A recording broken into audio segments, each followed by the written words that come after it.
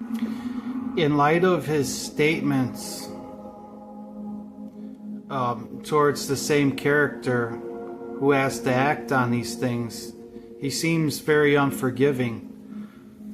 The real discussion was about whether things were done in life or mortality and how they go about confusing them. So apparently the good brother Isaac, who becomes the Paladin, had a clean soul. However, his brother departed. So when he lost his brother, he prayed for him that his soul would be pure and that he would be accepted. When it was revealed that there were heinous acts in the church. The problem is that Dunmire, when he continues, he's unforgiving and he doesn't have to carry out the task. So it becomes rather insane. One wonders, why does he think that it's an easy job to just annihilate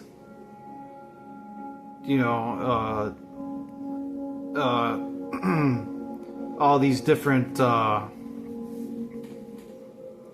soldiers and demonic beings and things that he encounters. A simple way would just be as in war. So as you can see, it becomes the most ridiculous metaphor you can have.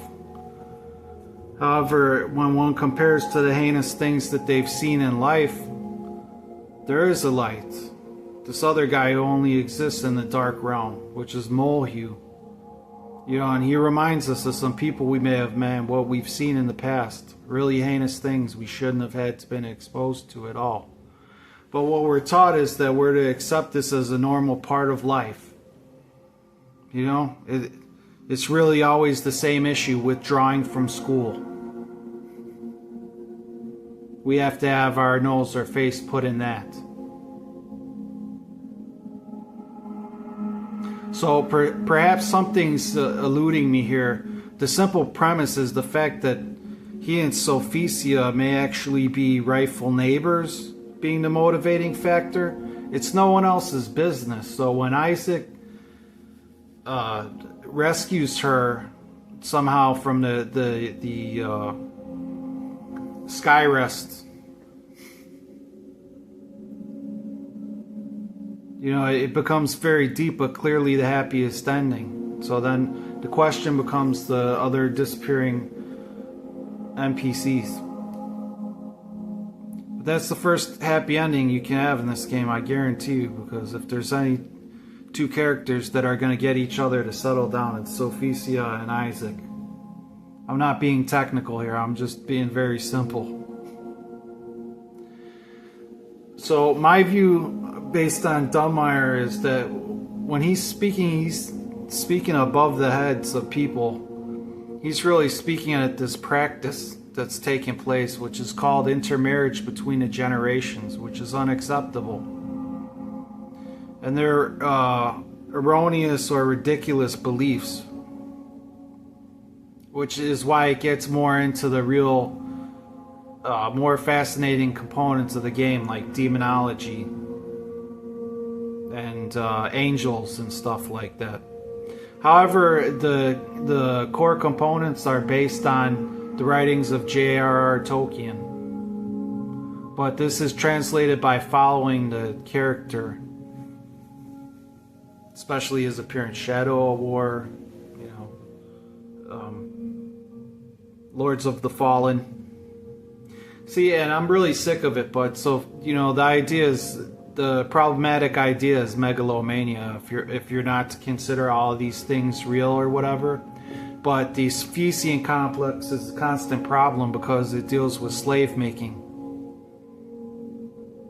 So perhaps these are his attempts in that to address it, but without enough amplification, it can't really encapsulate all the different components of the religious theological experience. Right? Because atheism is still a core component of one's life and education. It's almost as though one's not allowed to just go off into religion without atheism to protect them. It's an easy way to say why they need their education and stuff like that, right? But to say that mortuary science has the right to speak down, I mean, it's rather sad, but it's a pretty disgusting comparison, but it's real, right? We learn this in the course of life. It's a very disgusting practice. People would much rather fake their deaths than have to indulge in exposure to that. So other than that, that's the real fascination with religious experience. Faking one's death because of suffering in order to escape it, because of insanity. That was what I found in my reflections and thoughts as playing through this game. So this is after the Umbral ending. I may not have uploaded. I'm sorry, I have stuff still in the machine that I can upload to verify that or whatever, but I completed the Umbral ending. The other issue or notion is with suicide, which is what makes Molehue a much more noble character, because so great was his level of suffering. And it's coming back down to trying to connect things that can't be explained or whatever. But if one presumes that, then one can see the light, because there was a time when they defended that. They defended suffering and all that stuff. You know, it's really the act of him practicing like the sacrament. You know, Molehue was even already in the afterlife, if one was to say that the Umbral's the afterlife, or the dark side.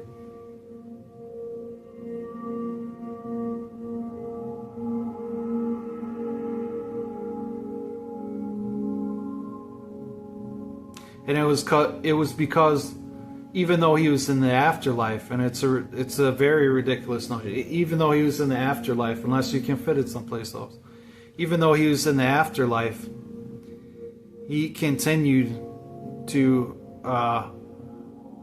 encourage this character here until he completed the game. However, what I'm trying to say is that he reflects that, because it's one of the more fascinating ideas of Christianity. So to say that that was not exactly that was the exact statement that was given, that suicide was advocated in cases of too extreme or extreme suffering. That people didn't have to indulge in these ideas of the Platonic soul, which are technically the root of the problem. Thievery, which loses people, endemonics, and usury.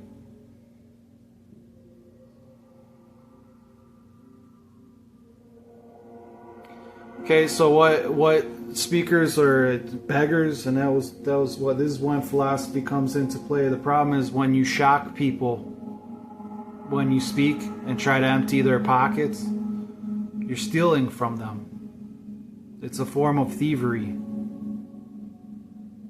To speak when you shock them, if you get closer, you're invading them. It's used to practice thievery.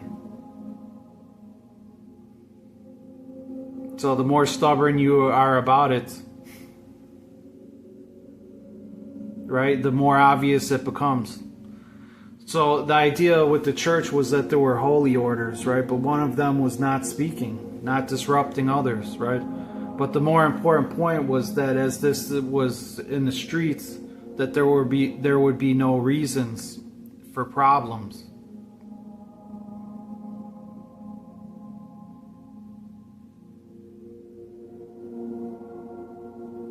People couldn't look at one another, and just to say they didn't understand one another, couldn't look at one another and panic if one could keep calm, you know, try not to respond when they spoke. It could even lead to the other person feeling better.